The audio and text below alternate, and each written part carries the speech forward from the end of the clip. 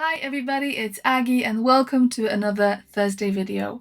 Before I move on to today's topic, I would like to say a big thank you to all of my subscribers. There is 270 of you and I'm so incredibly proud and happy that you chose to spend your time with me and view my clips. Today I would like to talk to you about the BBC. And no, it's not the British Broadcasting Corporation. The BBC for interpreters is a handy acronym that I created to help you remember about important things before you start your interpreting assignment. The BBC stands for breaks, briefing, and clarifications. Let's look at those one by one. The first B is briefing. Briefing is how you get yourself in the right zone and in the right mindset before you start interpreting.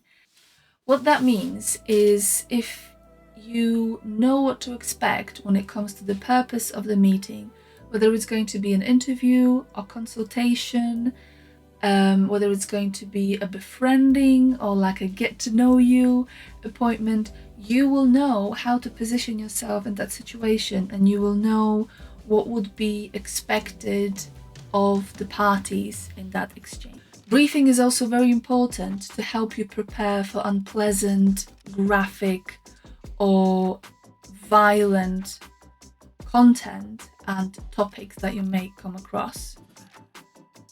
I personally had an assignment quite recently where, and I was not told that in advance, I heard some extremely unpleasant things.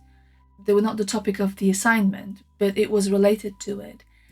And I actually stayed behind with the professional and I asked for any future appointments with that particular service user to be preceded by a word of warning for the interpreter so that they know that they're going to hear something extremely violent and shocking. It really helps you to have that mental buffer that you basically won't be reacting immediately to what you hear, because sometimes, no matter how professional we are, it might be very difficult to retain that calm and composed demeanor in the face of something of that nature. The second B in the BBC is breaks. Now, I know that this topic is somewhat contentious in our community because some interpreters will say, no, I don't need breaks, I'm good, I can do this without any stops or pauses, I'm fine. But first of all, it's not like that for everyone.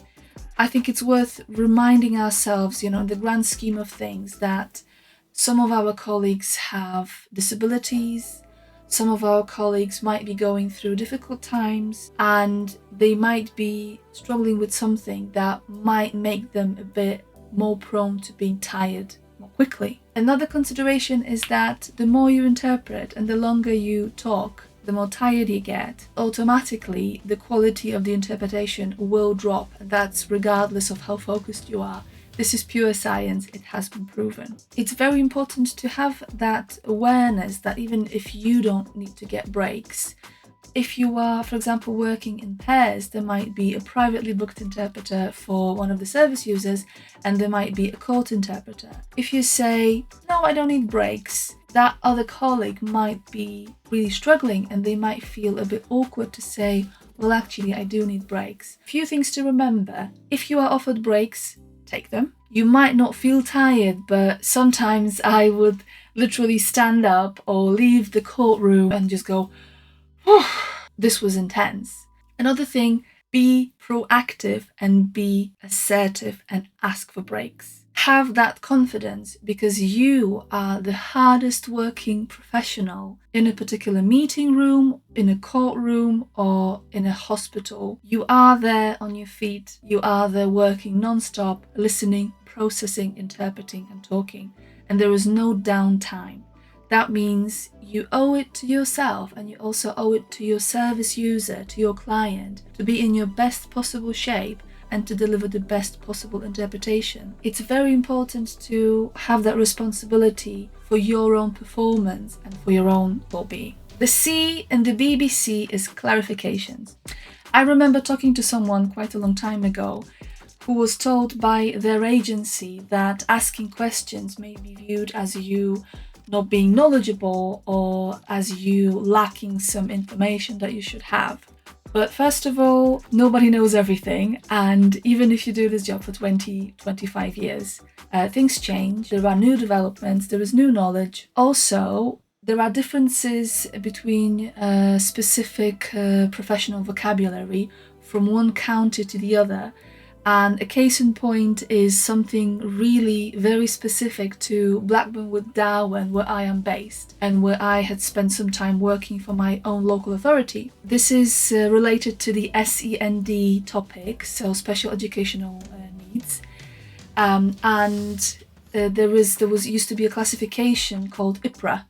And this IPRA was a bit like an SEN. The only place that it made sense was here. So if you were not from Blackburn and if you saw this acronym IPRA, you would have no idea what it is. It can happen that even if you have a great deal of knowledge and you have a very extensive background on a particular subject, for me this is education among others, you may come across an acronym, an entity or concept that you are not familiar with. And at that point, it's very important to ask questions and to get a clarification and to actually get that explained, because if you don't understand it, you can't interpret it. It is a mark of professionalism that you try to make sure that you understand everything before you start interpreting, and that you are committed to rendering everything faithfully in interpretation. It's absolutely fine to ask questions and don't let anyone tell you otherwise. This was the BBC for interpreters, so briefing, breaks and clarifications.